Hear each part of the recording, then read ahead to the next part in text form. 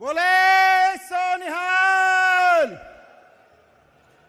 आज यहां युद्ध नशे के विरुद्ध राउंड 2 फेज 2 के स्टेज पर उपस्थित पंजाब के हरमन प्यारे मुख्यमंत्री भगवंत मान जी और हम सब के आम आदमी पार्टी के सभी लीडर्स के मार्गदर्शक प्रेरक श्री अरविंद केजरीवाल जी, भगवंत मान जी के पूरी की पूरी सरकार की पूरी कैबिनेट के मंत्री, सभी एमएलए साहिबान, मेयर्स, काउंसलर्स, सरपंच, यहाँ पर उपस्थित सभी चेयरमैन, पार्टी के सीनियर पदाधिकारी और सबसे बड़ी चीज यहाँ से लेके आगे तक युद्ध नशे के विरुद्ध की पंजाब की पूरी टीम, आपको बहुत बहुत बधाई इस बात की कि युद्ध नशे के विरुद्ध के पहले फेज में पिछले एक साल में अभी इस स्टेज से जो बताया गया, मैं सोच रहा था 2000 किलो नशे का सामान आप लोगों की कार्रवाई की बदौलत, आप लोगों की जागरूकता की बदौलत पकड़ा गया। 2000 किलो नशे का सामान।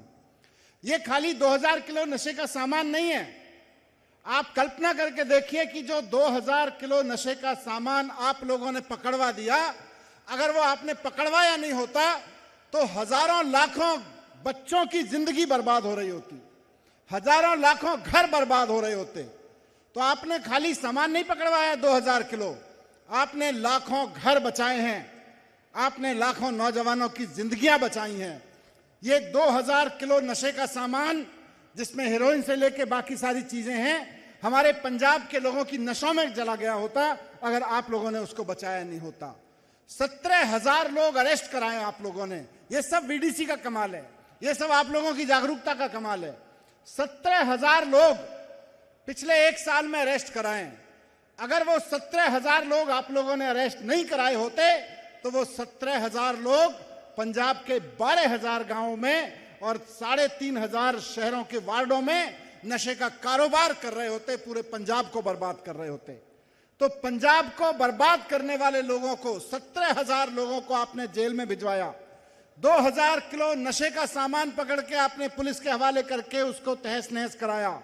ये पंजाब की नसों में नशे का जो धंधा पिछली पार्टियों ने शुरू कराया था, उस पर आखिरी कील ठोकने के लिए अब युद्ध नशे के विरुद्ध फेज 2 की शुरुआत अरविंद केजरीवाल जी, भगवंत मान जी के नेतृत्व में हुई है।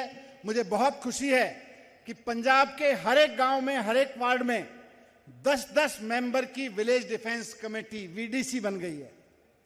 और ये वीडीसी के बारे में अब तो गांव में मजाक में कहने लगे, मान साहब, सीएम साहब, आजकल आपकी वीडीसी के बारे में लोग गांव में मजाक में कहने लगे कि ये वीडीसी नहीं है, भगवंत मान के कैमरे हैं।